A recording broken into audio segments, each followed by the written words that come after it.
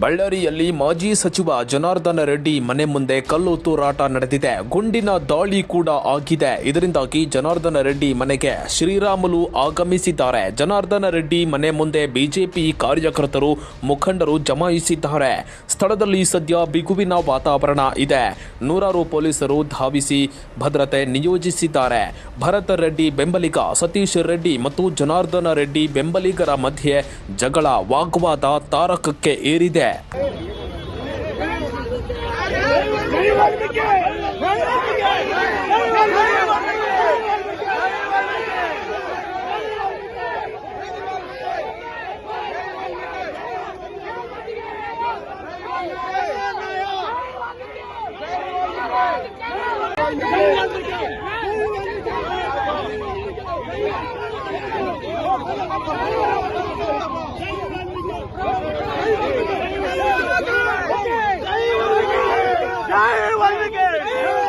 जय वाल्मीकि,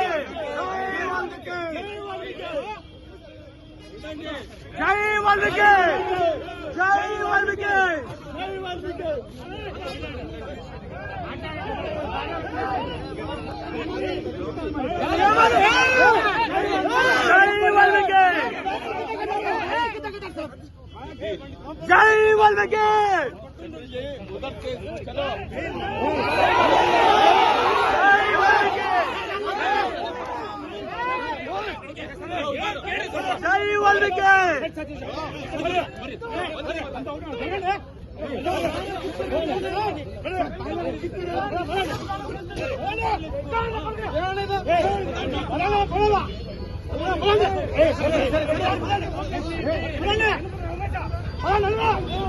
वीडियो తీసుకుంటున్నా